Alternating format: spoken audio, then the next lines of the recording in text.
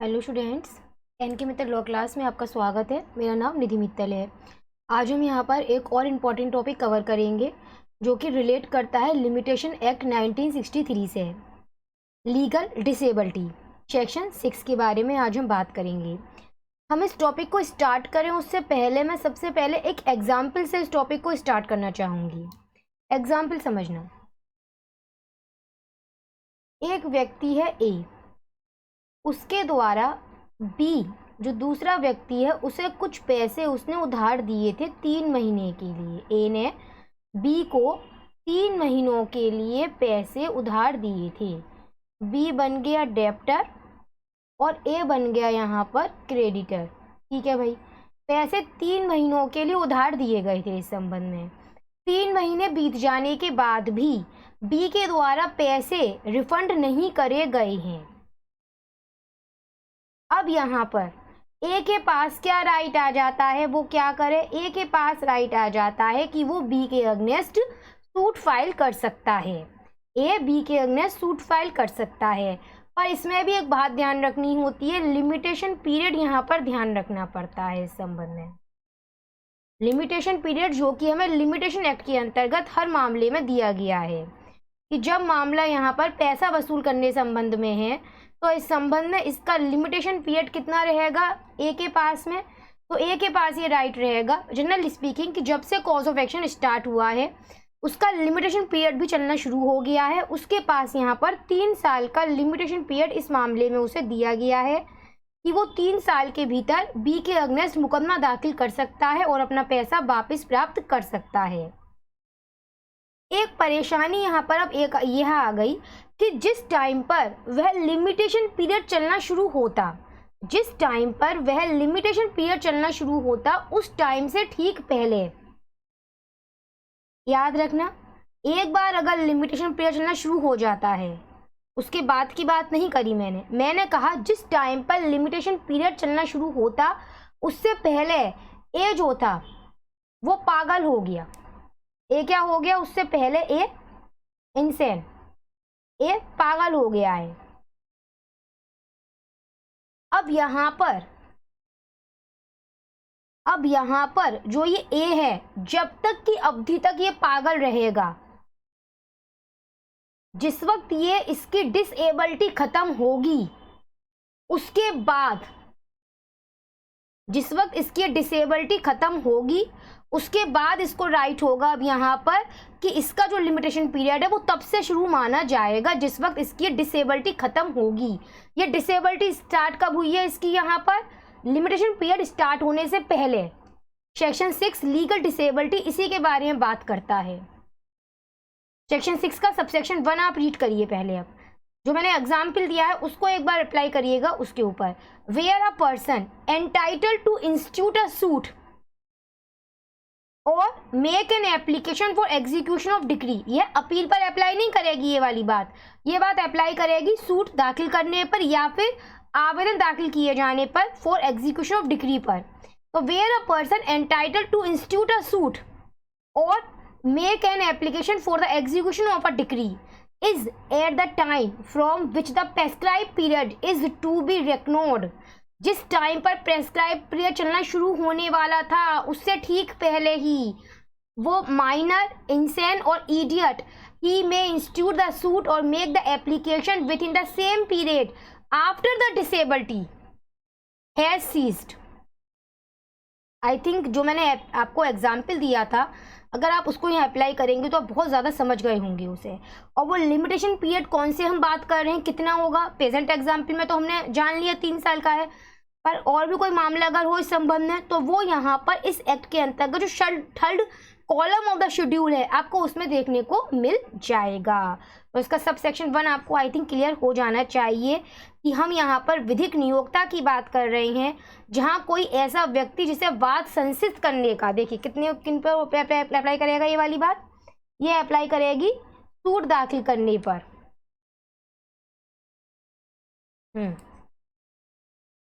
वाद संसिद्ध करना या डिक्री के निष्पादन के लिए आवेदन करना हो उस समय जिस वक्त विहित काल की, मतलब लिमिटेशन पीरियड की, जिस समय चलना शुरू होना था, जिस समय लिमिटेशन पीरियड को उस टाइम पर ही, उससे पहले अगर वो व्यक्ति अवयस्क, पागल या जड़ हो जाता है, तब ऐसा जो लिमिटेशन पीरियड होगा वो कब से माना जाएगा, तब ऐसे लिमिटेशन पीरियड काल की गणना कब से मानी जाएगी, उस डिसेबिलिटी के खत्म होने से मानी जाएगी। सेक्शन 9 भी याद रख लेना इसके साथ में। सेक्शन 9 क्या कहता है, एक बार अगर लिमिटेशन पीरियड चलना शुरू हो गया, वो फिर किसी भी डिसेबिलिटी से नहीं रुक सकता है। इसलिए मैंने यहाँ पर कहा था कि वो जिस वक्त लिमिटेशन पीरियड शुरू होना था उसके ठीक पहले उसे वो डिसेबिलिटी हो जानी चाहिए। क्लियर है? चलिए ठीक है। सब सेक्शन 2 क्या कहता है, अब हम उसकी बात करते हैं। इसी एग्जाम्पल को मैं और क्लियर कर दूंगी, एप्लीकेबल करना उसको सब सेक्शन 2 पर। अब यहाँ पर भाई यहाँ पर अब बात क्या कर रहा है, वो यहाँ पर ये बात कर रहा है इसमें कि जिस व्यक्ति को सूट फाइल करना है या फिर जिस व्यक्ति को एप्लीकेशन लगानी है for the execution of decree की, जिस टाइम पर लिमिटेशन पीरियड की गणना की जानी थी, उस टाइम से ठीक पहले उसे कोई डिसेबिलिटी हो गई, सपोज करो वो माइनर है, तो इसका मतलब वो यहाँ पर इसके अंतर्गत इसमें क्या माना जाएगा इसमें, ठीक है ना, क्योंकि हम पहले रीड कर चुके हैं। यहाँ पर लीगल डिसेबिलिटी में किनको इंक्लूड करा गया है, माइनर, इंसेन और इडियट को इसमें। अब जिस वक्त लिमिटेशन टाइम पे चलना स्टार्ट होना था उसके ठीक पहले वो व्यक्ति जिसको सूट फाइल करना था या फिर एप्लीकेशन लगानी थी इस संबंध में for the execution of decree, वो क्या है, वो माइनर है। ठीक है, अब सूट फाइल कब कर सकता है, अब वो सबसेक्शन 1 में भी क्या बताया गया, वो तब सूट फाइल कर सकता है यहाँ पर जब उसकी एवाई डिसेबिलिटी खत्म हो जाएगी। बात समझना ढंग से मेरी बेटा। अब यहाँ पर क्या हुआ, वो माइनर है, वो मेजर होता, जनरल स्पीकिंग 18 साल पे, वो मेजर होता उसके पहले ही, प्लस वो पागल भी हो गया, वो मेजर होता उसके पहले वो पागल हो गया। इसका मतलब अब एक साथ 2 डिसेबिलिटी एप्लीकेबल हो गई एक साथ। अभी क्या है, अभी वो माइनर है प्लस वो मेजर होता, उसकी डिसेबिलिटी वहां पर मानी जाती कि अब वो यहाँ पर सूट फाइल कर सकता है। वो माइनर है, इससे पहले कि वो मेजर होता वो पागल और हो गया, यानी कि 2 डिसेबिलिटी अब एक साथ एराइज हो गई। एक डिसेबिलिटी के रहते हुए दूसरी डिसेबिलिटी और उसमें एराइज हो गई। यहाँ पर इस संबंध में एक डिसेबिलिटी के रहते हुए दूसरी डिसेबिलिटी और एराइज हो गई। वो माइनर है, वो मेजर हो पाता उससे पहले यहाँ पर वो पागल हो गया इसमें। अब जब यहाँ पर ये दोनों डिसेबिलिटीज खत्म हो जाएंगी तब यहाँ पर अब उसके बाद में उसका टाइम पीरियड की गणना की जाएगी। अब सबसेक्शन 2 को एक बार रीड करो। Where such person is at the time from which the prescribed period is to be reckoned, affected by 2 such disability, or where before his disability has ceased he is affected by another disability। या तो वो एक संग 2 disability से ग्रसित है या फिर कंडीशन ऐसी बन रही है कि एक डिसेबिलिटी खत्म होती उससे पहले ही दूसरी डिसेबिलिटी उसे अफेक्ट कर चुकी है, तब वो अपना सूट फाइल कब कर सकता होगा या फिर एप्लीकेशन इस संबंध में कब लगा सकता होगा वो इसमें, after both disability have seized.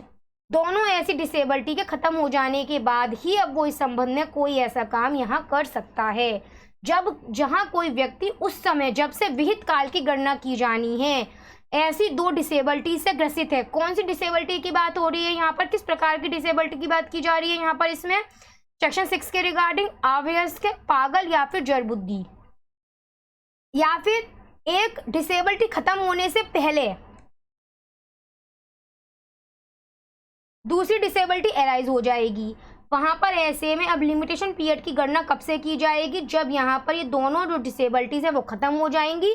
अब उसके बाद से फिर उसका लिमिटेशन टाइम पर स्टार्ट माना जाएगा। आई थिंक आपको दोनों सबसेक्शन क्लियर हो जानी चाहिए। चलिए तीसरे वाले की बात करते हैं, where the disability continuous up to the death. Okay, अब एक बात समझना, यहाँ पर ये जो व्यक्ति था ए, जिसके द्वारा सूट फाइल किया जाना था, फॉर एग्जाम्पल है, जिसके द्वारा सूट फाइल किया जाना था, लेकिन जिस वक्त लिमिटेशन पीरियड एराइज होता उससे पहले ही यह तो पागल हो गया था, ठीक है, और इसी अवस्था में यह मर गया। इसके डिसेबिलिटी के साथ में ही, इस वाली डिसेबिलिटी के साथ में यह व्यक्ति मर गया यहाँ पर इस संबंध में। अब यहाँ पर जो इसका लीगल रिप्रेजेंटेटिव होगा, यहाँ पर अब जो इसका लीगल रिप्रेजेंटेटिव होगा, जिस वक्त ये मरा है तब से इसका जो लीगल रिप्रेजेंटेटिव होगा उतने टाइम पीरियड के लिए जो टाइम पीरियड इसके पास होता उसमें फिर ये सूट फाइल कर सकता है या फिर एप्लीकेशन वगैरह इस संबंध में वो दाखिल कर सकता है। अब इसको एक बार रीड कर लो, बात क्लियर हो जाएगी। Where the disability continuous up to the death of death person, where the disability continuous up to the death of death person, his legal representative may institute the suit और make the application within the same period.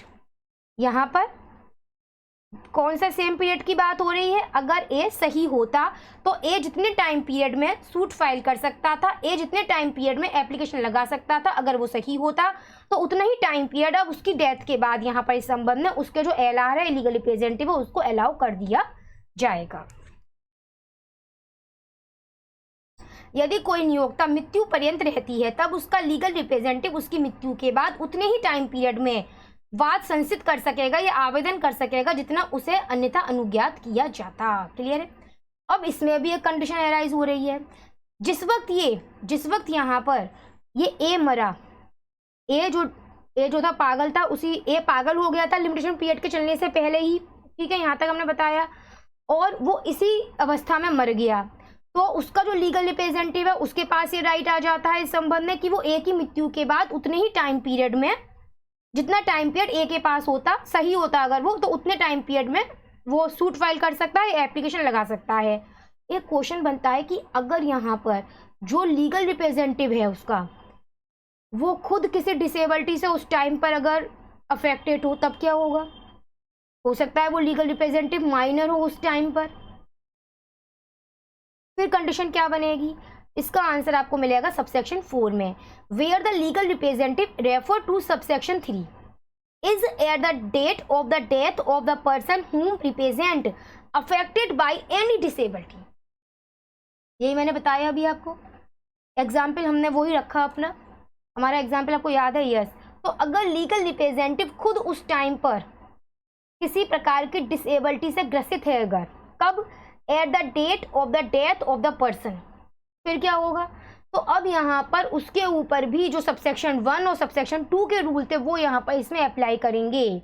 मतलब कि जब तक वो disability रहेगी, वो disability खत्म हो जाने के बाद ही लिमिटेशन पीरियड यहाँ पर उसके लिए एप्लीकेबल माना जाएगा। इसमें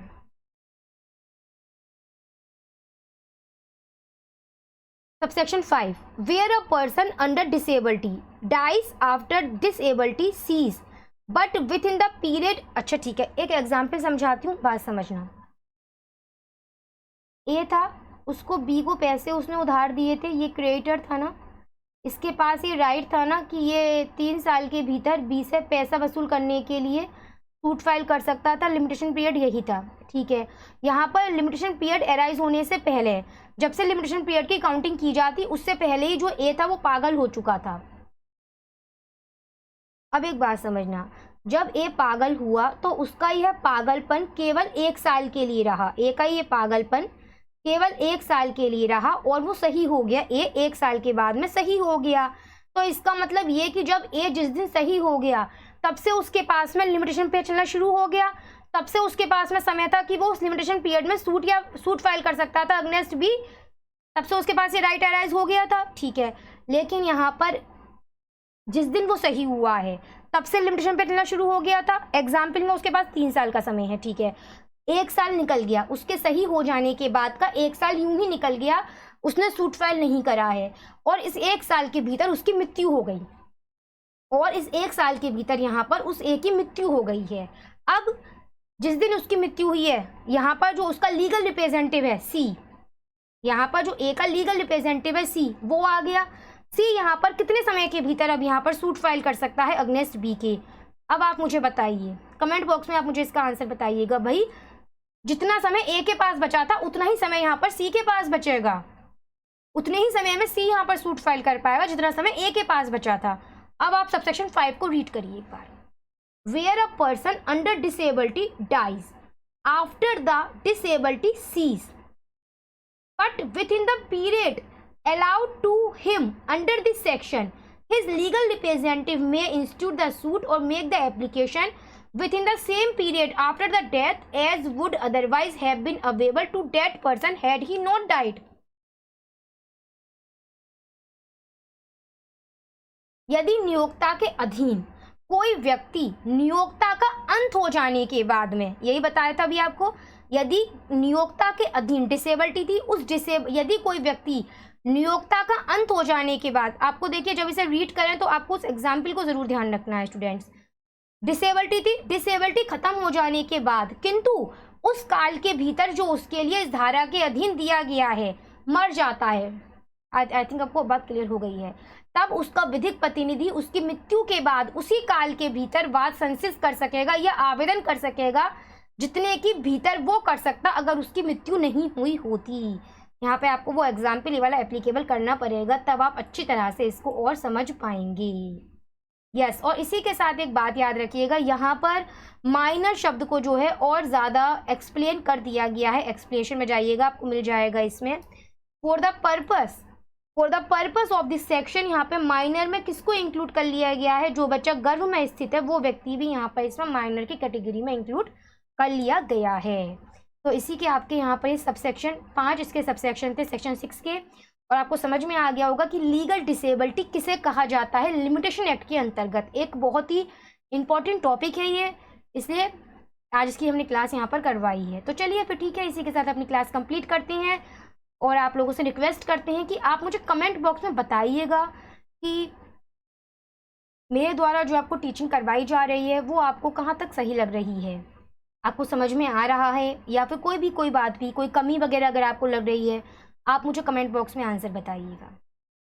इसी उम्मीद के साथ ही क्लास आपके लिए काफ़ी बेनिफिशियल रही होगी। मैं क्लास को यहाँ पर कंप्लीट करती हूँ।